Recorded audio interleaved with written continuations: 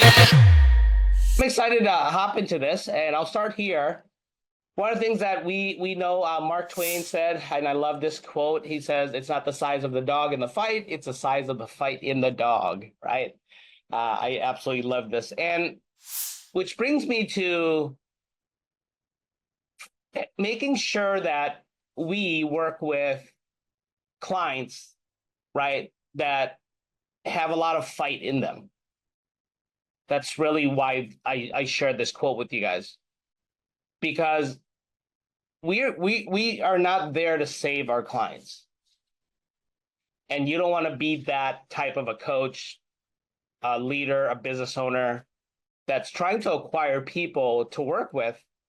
When you have something magnificent to share with them, when you have something so amazing that you can help people solve problems, you can transfer skills, you can help them overcome struggles because you actually did it. You walked the life, or you walked the steps necessary for you to come out of those struggles, or you've actually been able to achieve massive success and you can help people speed up their success, or you have a story that they need to hear, right? And how to take their best self and turn them into a story. You are valuable. I am valuable. You are valuable. We are all very valuable to the marketplace, right? We have become the top 1% of the world. When you realize that you are the biggest asset, right? You are the ATM, if you want to call it, right? In terms of money, being able to generate income, that you actually have the ability to print money on demand because of the knowledge you have, right? The skills that you possess, all of those things, we are very valuable. So, which brings us to, who do we choose to work with is so important, so vital. So I checked into this hotel, right? And so we're staying at the Crown Plaza in the capital. And that's a great example of it, right? So this is a 5-star hotel, and you look around of the people who's here in the lobby, who's checking in, who's staying here, the rooms, everything that they create. But then, yeah, you look at it, they're just a hotel. Why did somebody choose to stay here and pay $293 a night when you go down the street on another hotel that's pretty decent, that you can pay $79 a night, right? At the end of the day, it's all about who you want to attract to your thing, your business, your offer, your webinar, right? Your community, whatever your thing is, you get to choose. That's the beauty of it. You get to choose, because marketing is about attracting. You only do 2 things in marketing. Your job is to attract those you want to work with, and at the same time, your job is to repel those you don't want to work with. That's marketing. That's all marketing is. And all selling is making offers and handling objections. That's it. And handling objections is basically answering questions. And can you handle objections prior to making the offer? 100%. You can include a lot of the objection handling inside of your sales process, inside of your story, inside of your training, so that answers all those questions for your clients already. The questions they're asking themselves could be part of your training, so that when you actually make the offer, you don't have to handle a lot of objections. But that's all sales is. That's all it is, right? So marketing is attracting those you want to work with and repelling those you don't. Selling is just making offers and handling objections. That's it, right? So diving into it, how do you create, there's 3 things I want to share here in terms of clientele. And this, you could use this for team building as well, because I've used this for team building. This December will be my 19th year, December 3rd. Exactly today is my 19th anniversary as an entrepreneur. I opened the doors to my very first business on December 3rd, 2005. So today's my 19th year anniversary. And I've Congrats. used this to Happy anniversary. thank you. And I use this to build teams, multiple teams in now 9 different businesses, right? We've exited 6 businesses, and me and my wife currently run 3 of them right now. So we've used this. So the very first step is, in terms of team building or working with clients, one is it starts with you, that you create a winning culture, right? One of the things that I remember why I left corporate America 19 years ago, when I just a little over 19 years ago, it took me about 2 months to kind of start my business and get my corporations and then open the doors of my very first business was December 3rd. But in October of that year of 2005, I literally walked into a meeting, a promotional meeting. I was actually going to get promoted, and the chairman, that was the first time I met the chairman of the board. I already knew the CEO and I knew the vice president, who's my boss. I was actually going to be promoted to replace the vice president. And I walked into that meeting, and for the first time, I realized that I was meant for more. That God created me, my creator created me for more than this. Because I looked at all 3 of those men, and I didn't want to be either one of them. Right? Because that's the thing. If you walk into a promotional meeting and you look at the 3 men that you aspire to become, you're like, I don't want to be either one of these 3 people, right? As I got a chance to know them, I knew their history, I knew their background, I knew their family, I knew they weren't happy, they weren't fulfilled. Financially, they're probably, all 3 of them were good financially, that I knew, but they didn't have great relationships with their families. One was a divorce. The other one was talking about women, right, while he's married. I'm like, I don't want to be either one of these 3 people at all whatsoever. So the very first step that you have to do is create a winning culture, right? I didn't like the culture in which I was going to be a part of, right? To be part of the top of the food chain, as you call it, right? As far as the promotion, the leader of the company. So first, create a winning culture. That's first step. So your clients as well, they have to see that they're coming into a winning culture, a winning environment, right? That is designed to help them win, right? Because they're looking for a guide to help them win the day. They want to be the hero, right? Coach Bovano, this is a phenomenal story about winning culture, creating a winning culture. He the coach quit. The coach quit and like literally went off to a better school, right? There was an offer made, he quit his job, contract was done, and he quit. He quit NC State. And when got he like literally left, mid-season. So school was angry, the players were pissed. Like, this coach left them, right? They trusted this coach. So Coach Valvano comes into NC State in 1983, and he knows the environment he's walking into, right? He knows the environment he's walking into. He's heard the stories. He's heard all the, what's happening with the players. A lot of players were requesting to transfer to other schools. All of these things were happening. So he walks into the first team meeting. He gets hired as a coach. He accepts a job. He walks in with a stack of papers, transfer papers for all his players. And he says, hey, you have requested to transfer, and I get it. You have every right to be angry. You have every right to not trust, this system, NC State. Trust me, right? So we've granted your permission. We've given you permission to transfer. And then he put the stack of papers down. And he says, but here's the thing. I came here to win. He says, I came here to win. So those who stay with me, what we're going to do is win, right? Well, that's what we're going to do. So, but I get it. Some of you want to leave. If you put your faith in me, I trust me, I won't abandon you, and we're going to win. Some of the players left, and some stayed. The first day of practice, he has a meetup for practice, the ones that stayed. And they're thinking traditional, right, drills, all that stuff. And he says, nope, the first thing we're gonna do is somebody go grab a ladder, go grab a ladder. And they're like, what the heck's he trying to do? Go grab a ladder. And then a couple of these players went and grabbed ladders. And they go, okay, go put it underneath the basket. Go put it underneath the basket and climb up there. Somebody climb up there. Climb up there. Hurry up. Somebody, who's the team captain right now? So one of the team captains raised their hand, like, climb up there, climb up there.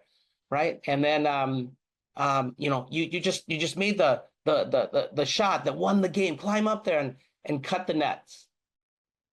And then they did that. They go on the other side and they do the same thing, cut the nets. Right. And then somebody come lift me up, lift me up. So that he has his players lift him up on their shoulders. And he's like, right, run around, get excited. We just won. We just won the NCAA championship. We just won. And his players at the beginning were like, this guy is crazy. This guy's insane. And at the very beginning, they were like, okay, well, they were doing it. They were like, this is weird, right? What's this guy doing? This is so weird. In 1983, they won the championship. And one of the most clips that you saw, and how close they came to losing was like miracle, right? The player shot the ball, the game-winning ball, and he actually came up short. He missed it by like a foot.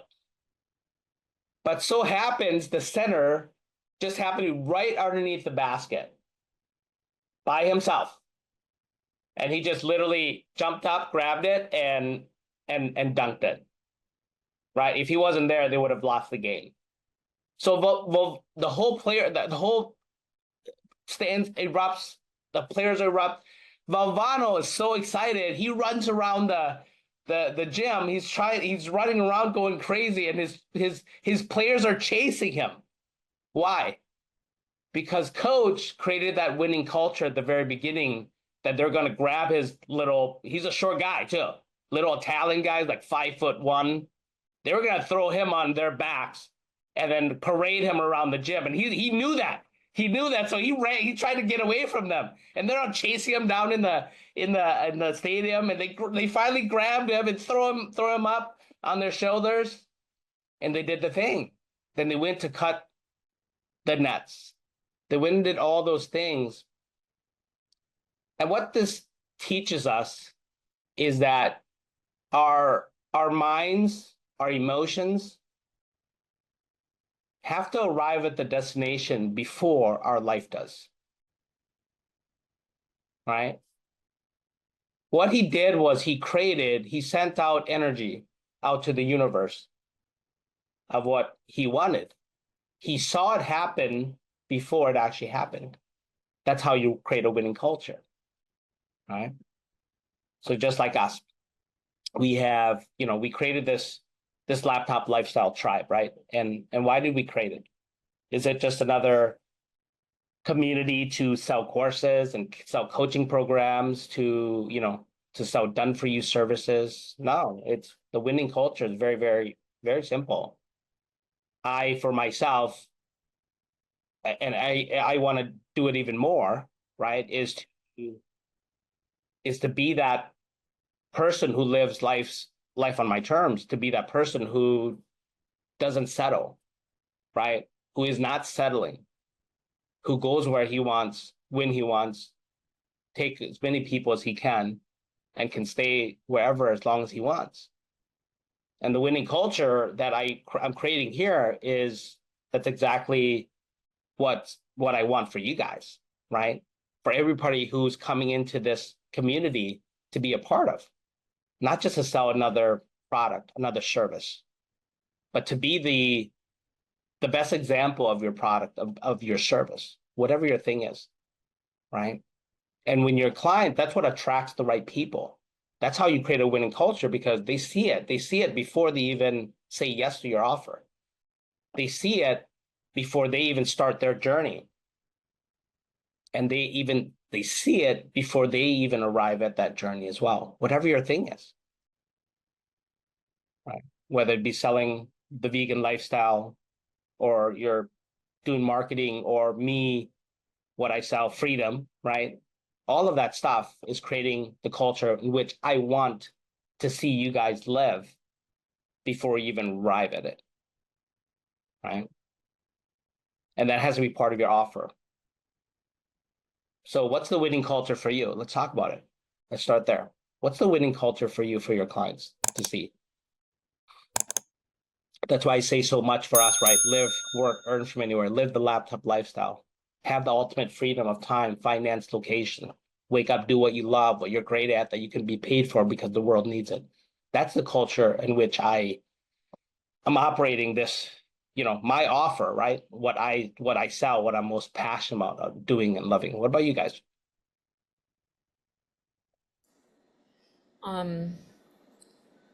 Ultimate health, having freedom and peace of mind that your health is on track.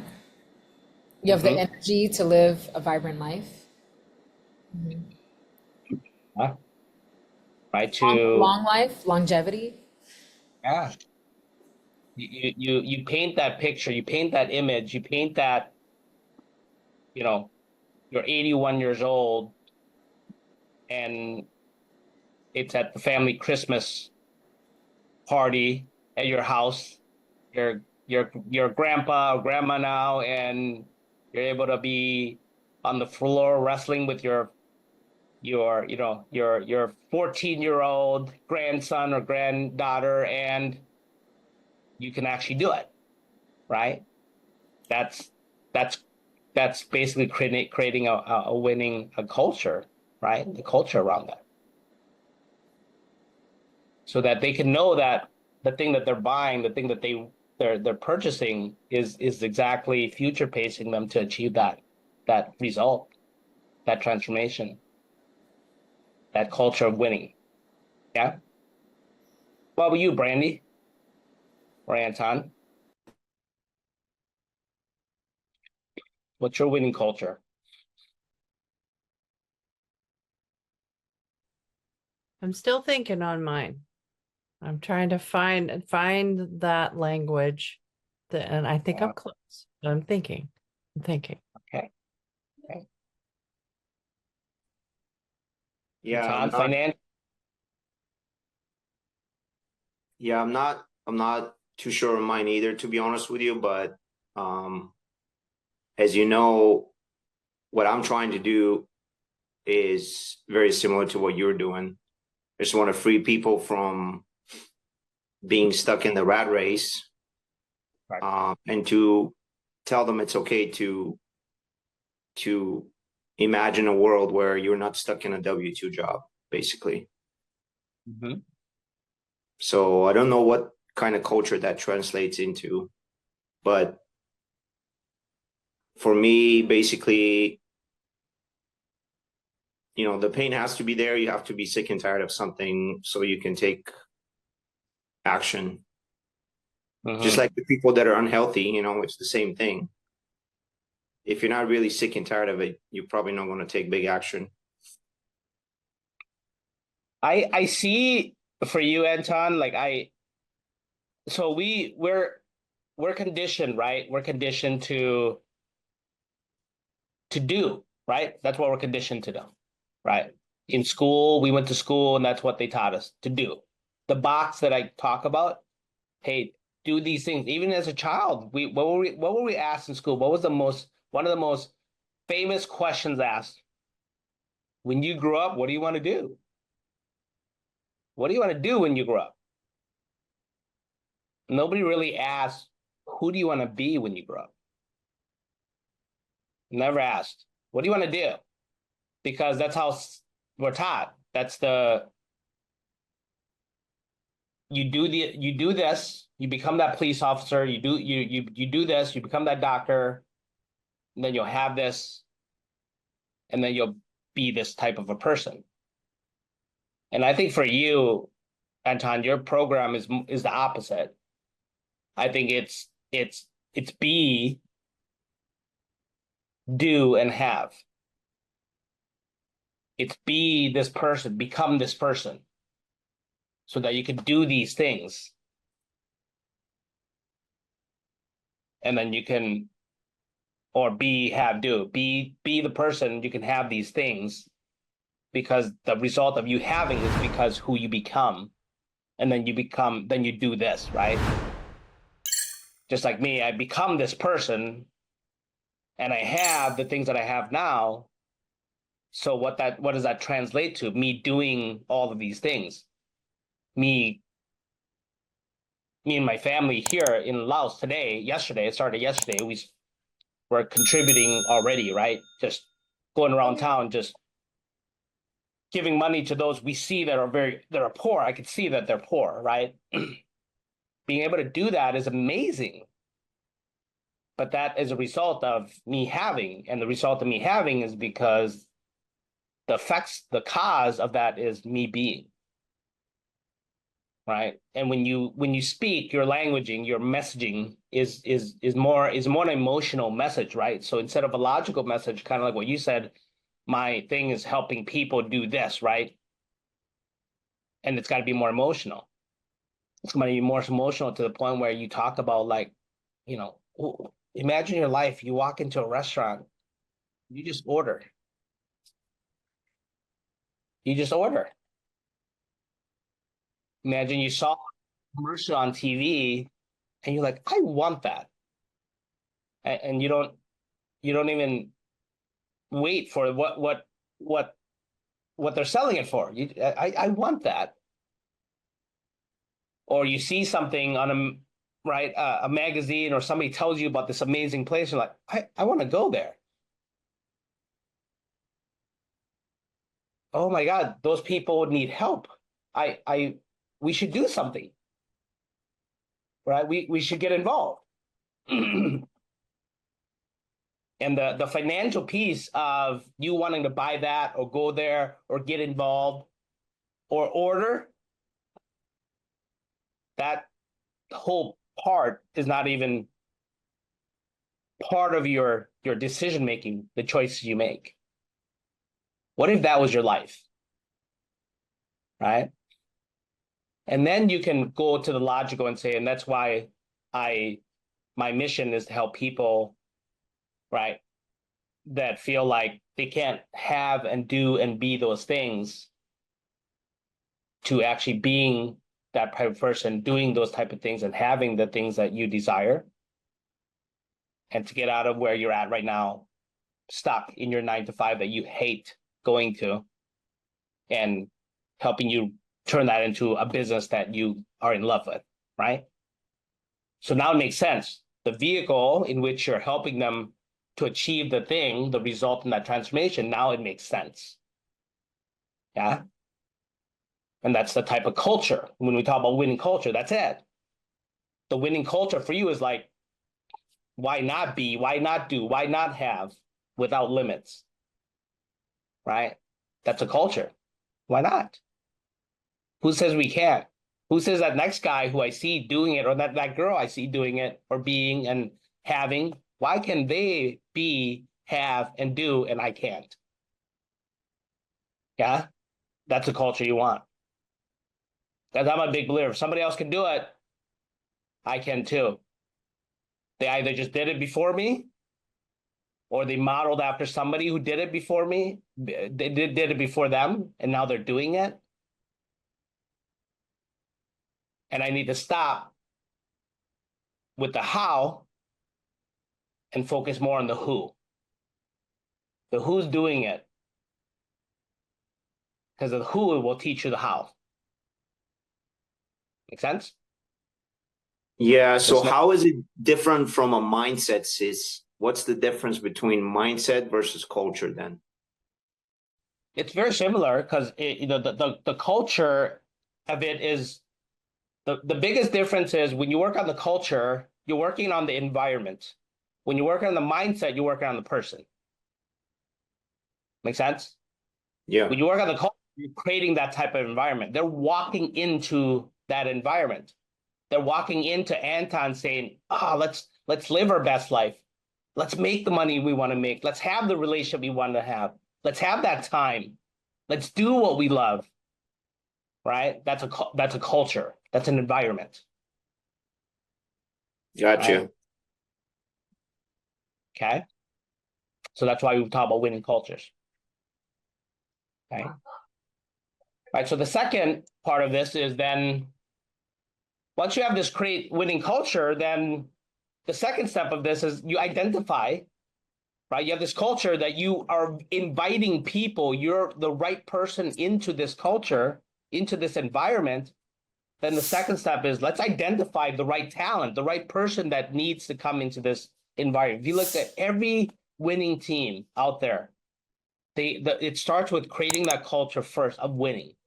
And then they go and identify the right talent, right? If you look at the Chicago Bulls, they knew they created a winning culture. They had the right person, but him alone, MJ alone, Michael Jordan alone was not going to get them to build that dynasty that they wanted to, right? It wasn't just about winning NBA championship. They wanted to build the culture they were building. They wanted to build a dynasty. They wanted to build a winning dynasty. The Boston Celtics, same thing, culture, build a winning dynasty. You know how they did that? Boston Celtics? They refuse. If you go to the stadium, they do not have any banners up in the Celtics stadium of all the what do you call it? The division titles, the division championships on there. They don't have any on their wall. None of that. Why? The culture in which they wanted to build was, no, we're here to win NBA championships. That's the only banner that's going to be on our wall. Right? Does that make sense? Like, oh, I was like, wow, what a winning culture. Think about this. They've won so many, right? Years, so many of their divisions and all that stuff. They don't care about that. They're here to win championships. That's the culture they built, that they created. And then they identified the talent. Just like MJ, they knew that they needed to get more talent around him, right? Pippen came in, complimented Jordan very well. Rodman was a beast in defense. They knew they needed to build a winning team around him. They identified the talent that they wanted. So same thing with you, your clients as well. Identify what that talent looks like. You look at the Buccaneers when they brought on Tom Brady, right? Winning culture. They wanted to win. And they signed Tom Brady. They knew that missing piece to their franchise was a great quarterback. They had all the right pieces that year. And they signed Tom Brady because they identified the talent that they needed. They needed a winning quarterback in order to win the Lombardi Trophy. The Dodgers did the same thing. They knew that they went to the dance. They were in the playoffs year every year. They built a team around that, and a few key missing pieces were needed. That's why they went out and signed Shohei Ohtani to a $700 million contract. When his contract was signed, the next biggest contract was $325 million. Imagine that. What a statement they made to say, we are building a winning culture and we've identified the talent that will get us there. And I'm going to bring this talent sign up to a $700 million contract, 10 years. They identified exactly who they wanted. And guess what? Shohei shows up, and all of a sudden, the team gets better. You just naturally get better when you have the right talent around you. And you're going to be the same way. You're going to naturally get better as a coach when you have the right client to work with. Without a doubt. When Michael Jordan retired the first time from the Chicago Bulls, I think it was a 95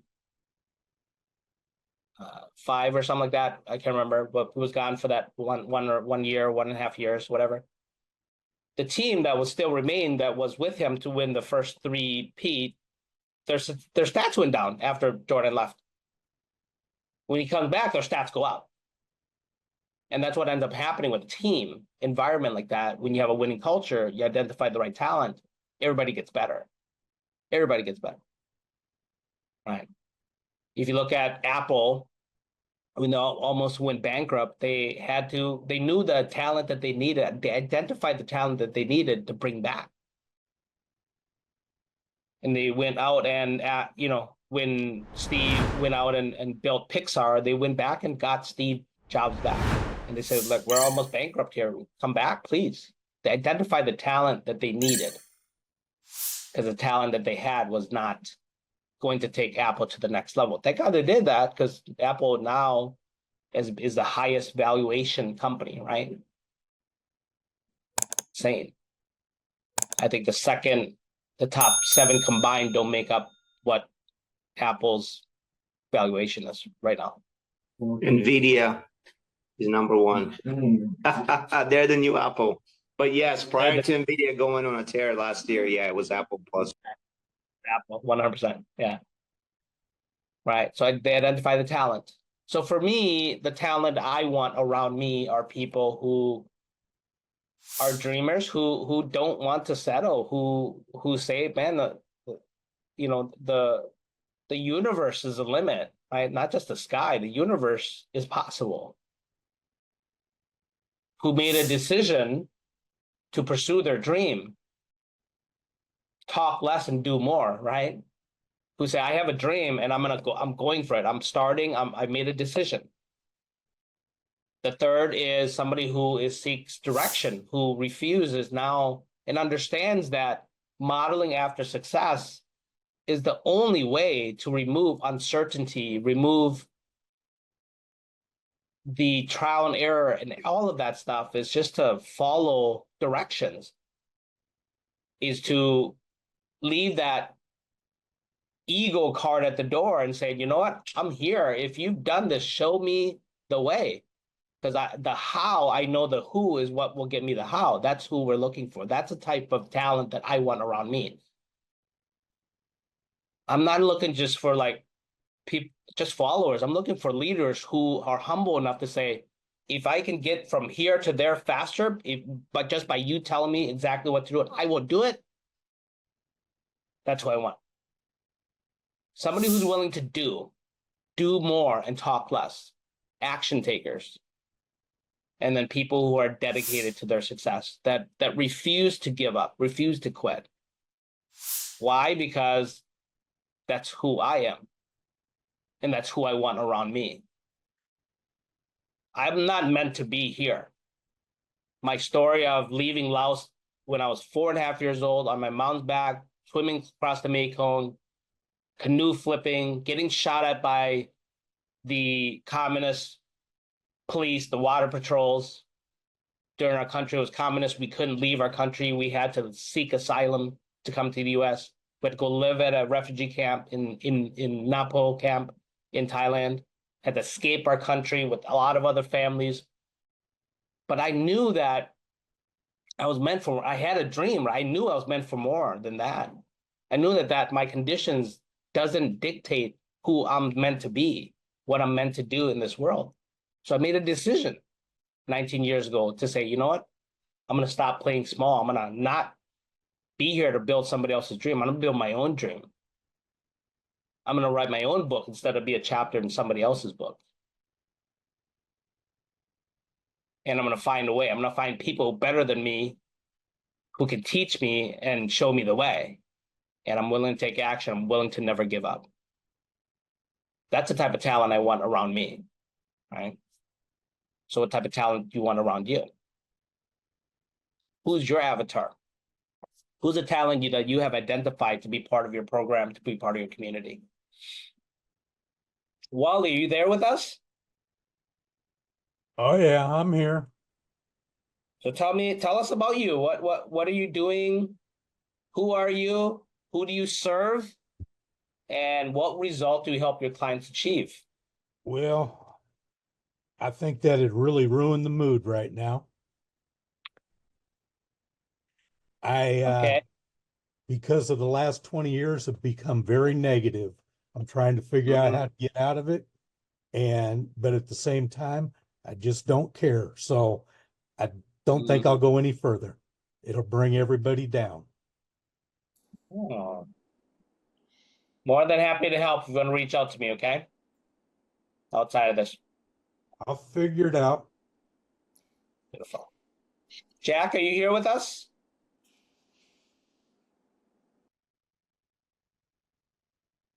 Jack here. Jack going once, twice.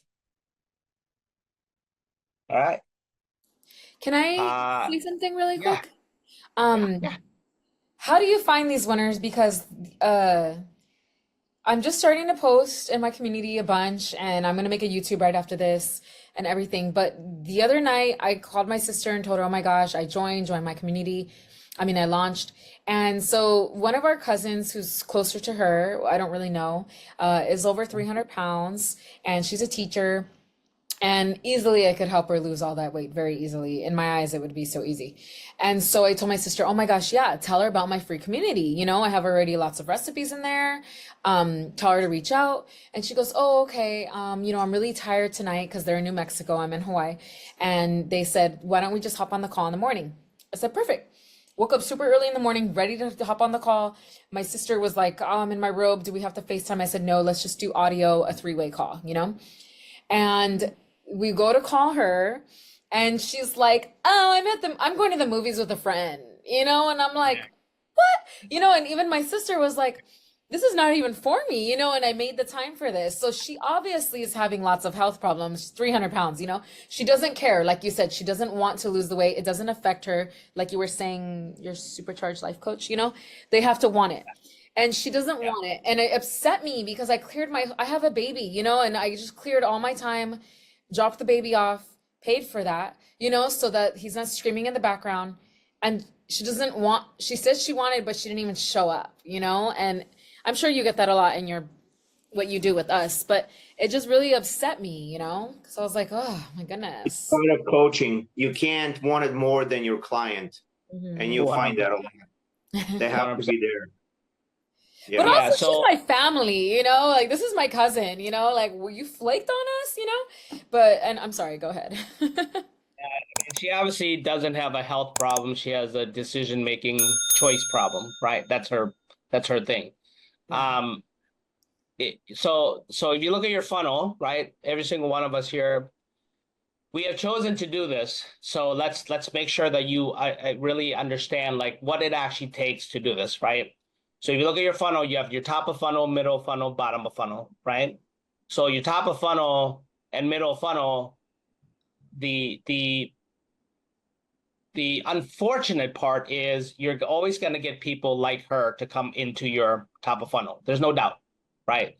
And all of these things that I show you guys to do, like build communities, run webinars, run masterminds like this, is all that's doing is your middle funnel stuff is to really it's a filter.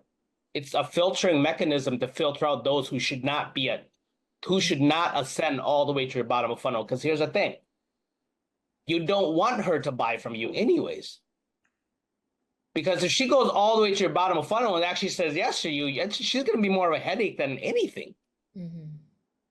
Right. And so you can't, I want to make sure that you guys don't take it personal, right? You're going to, most of the time, you're going to want it, most of the time, you're going to want it more for them first, but it can't be always that way. As you decided to do this job, this role, because you care. All of us here, you can clearly see that we have something to offer, but we're doing it really because we care. We care about the weight that they should lose. We care about the happiness they should have. We care about the freedom that they should be able to live. We care. That's why we did it. Why nobody in their right mind, right, should be doing this. This is the worst thing that you could possibly want to do for yourself is to start a business and become an entrepreneur. The success rate is horrible. So why did we do this? Because we care. That's why we did it. You're always going to care, but don't take it personal. Because your job then is to find people who care just as much as you do, and that becomes the right fit. She just doesn't care, and don't take it personal. She will not be the last person that does that to you. Mhm. Okay, you just keep going, right? You just keep going because you care, because this is what you chosen to do, because you're in love with it. And all you're doing is you're just going out to try and find people who's just as much in love with it as you are. That's it. That's all. And you know what happens, Michaela, when they see you wanting them more for them than they do? When you start like pushing them, you're doing it because you believe that's going to benefit them. But if they're not ready, 9 out of 10 times they're going to think that you were doing it for the money, and you Yeah. don't want that look. And they Yeah, immediately and going to turn off. yeah. And it's that needy energy, right? And even though you have great intentions, like it's not even just about the income. Like you need it, you want it for them, you want them to be healthier and all those things, but they actually see it as a negative. It's kind of like parenting, right? It's like mom says, "Hey, do this. This is best for you." You're like, "No, I'm gonna break rules. No, no, because that mom, no, like I'm gonna do my thing." Like, that's how people are. Like, oh, why are you so pushy, mom? Why she's always in my face, right? All of these things, and that's the same way with clients. All you got, the best thing that you could do is be the best you. Is to be the best example. Just live it, right? You just live it, and you're like, "Hey, come along if you want. There's room for you on this bus because that is the right seat. And all we're doing is making sure that you're the right person in the right seat. That's it. The bus is leaving, right? It's going. It's going to continue going. The vegan lifestyle, the laptop lifestyle, that is happening. You want to get on this bus? Get on. That's it, right? And then, but at the same time, you also got to protect yourself. Protect yourself by creating things prior to, like what I would have wanted you to do more better than in terms of your sales process there with that, the journey. I would rather have you, and as a matter of fact, I'm doing this with Brandon and Dwight, and I'm also doing this with Chris, who's another client, my one-on-one client. He's had a hard time as well. His job is to save people money on their taxes. Like he's like a wizard in tax code, right? All of these things. Like he literally can, if you're running $1 million to a $10 million company, he can save you money. So he has people register, or not register, but schedule a call, kind of like what you're saying, right? And then all of a sudden, they don't show up. He's got like a 20% show up rate, and he's like, "What the heck? Like I care so much about these people's businesses more than they do." Same thing. So what I had him do that increased his show up rate to over 90% now was he put a video in front of it. He put a VSL, a video sales letter video, in front of the schedule. So for me, that's what I would do. I want you to do that. I want you to shoot it doesn't have to be a long video. It could be a 15-minute, 10-minute video that follows this framework that I'm going to give you guys right now. Every single one of you guys should do this. If you're going to have them even register for a webinar or register for, to book a call, shoot a very powerful video following this framework first, and then have them schedule a call, and then have them register, right? Because that video will filter out those who should not schedule, will filter out those who should not register in the first place, right? And here's the framework. First, it starts off with the payoff. It's the 5 Ps. Payoff. Here's the payoff. Okay. Second, it starts with the person. Here's who this is for. The third P is problem. Here's the problem that this solves. The fourth P, here's the process. Here's exactly how we do it. Here's exactly what we teach. Here's exactly the framework, the method, the strategies. And 5, here's the plan. You want to shoot a very powerful video? That's it. Very simple. Don't overcomplicate this. Right? I can apply the 5 Ps to any niche. Financially, I could do this, happiness, relationship, everything. Hey, here's the payoff. You're going to, right, make more love with your wife. You guys are going to be happier. You're going to be in love again. You're going to reignite passion as if you first dated. That's the payoff, right? Who this is for is if you've been married with your significant other for more than a year and you feel like you've been married for 30 years, and just that spark isn't there anymore, right? The problem that this solves is it gets rid of that familiarity so that you guys can be in love again, not just be in a relationship, not just feel like you're living with a roommate where you guys are just inches away from each other, sleeping in the same bed, but you feel miles apart inside. That's what this solves. The process in which we make this happen is our 5-step, whatever. And here's the plan. If this is for you, if you want to solve this problem, if you want this payoff, if you want to learn this process, click on the button, schedule a call. The 15-minute, 20-minute strategy call. We'll figure out who you are, where you're at, where is it you guys want to go in a relationship, and I just want to help you close the gap, right? But if this is not what you want, then please don't book a call because this isn't for you. But if you want that, then book a call. You have nothing to lose, ton to gain. We'll see you inside, right? So that video, that short video, gets rid of those who say, I don't want that. I'm thinking about getting a divorce, right? Then don't book a call. If you want to reignite passion, like as you first dated, you want to make more love, you want to sleep inches away, but feel like you're actually just inches away. You rather get closer, then this is for you. You know what I mean? So it filters out all the ones that shouldn't book a call. That now you get rid of all the people who don't waste your time, like her. You identify what the vegan lifestyle is. You tell them what the culture is. What's the winning culture? You identifying the talent that should be booking the call, or coming to the webinar or the challenge or to join your community, right? You're laying it all on the line, and that's what's going to help you protect you from people like her.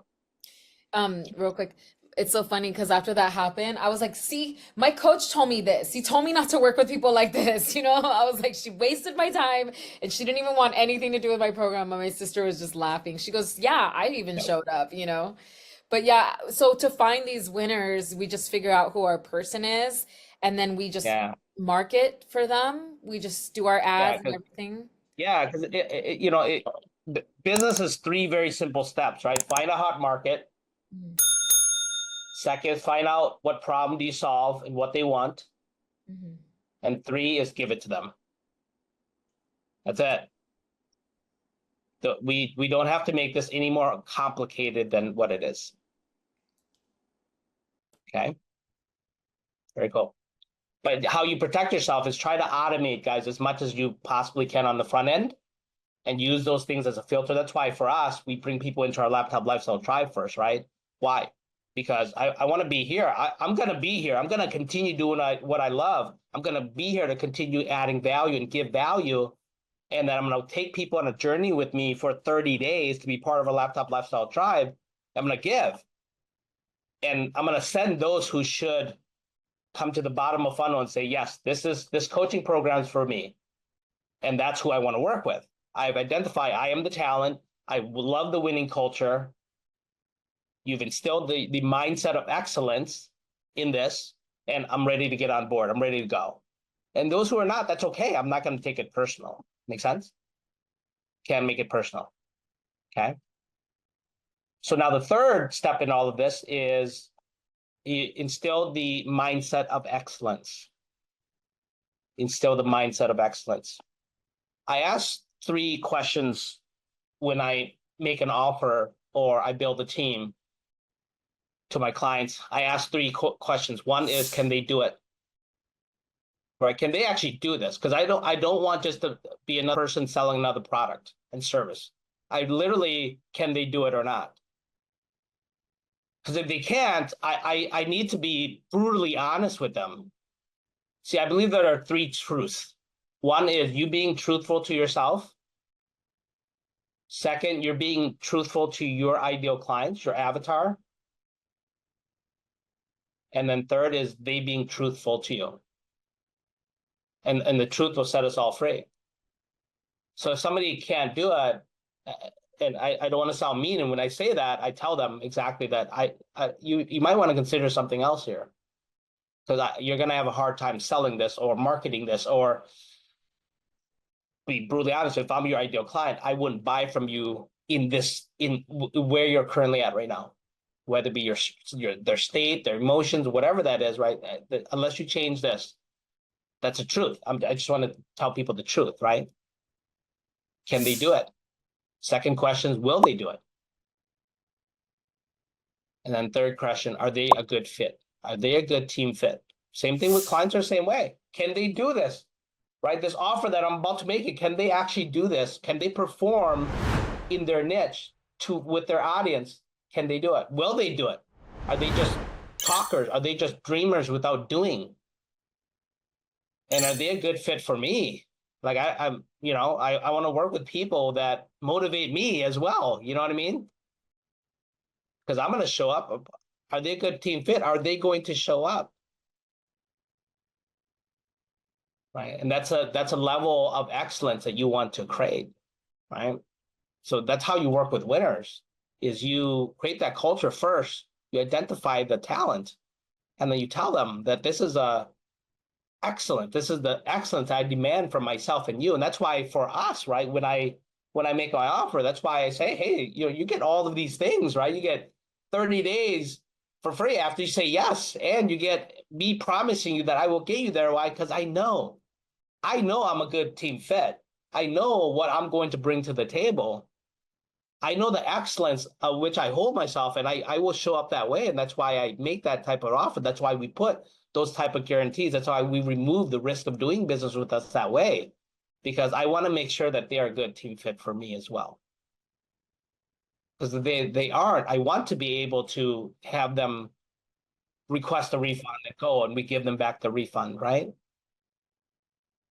I've had people who surpass it, and I found that they're not for me, that they're not doing the work. They're not they're learning. They're just getting them, but they're not taking action. They're not implementing. I myself have reached out to people and say, hey, I want to refund your money. You're not doing the work. I've done those things because I recognize that they are not good team fit. Nobody's taken me up on that offer yet. They're like, no, you've done so much for me. Thank you for, right? They know it's them. Right? They've done it. I've done those things. So that's it. That's how you work. You start working with winners, right? Again, when you're making your offer, it's like, we gotta have that energy that, we want people to buy our offer. We know we can impact their life. We know we can change their life, but we don't necessarily need that person to buy. We want people to buy, but not necessarily that person. You know what I'm saying?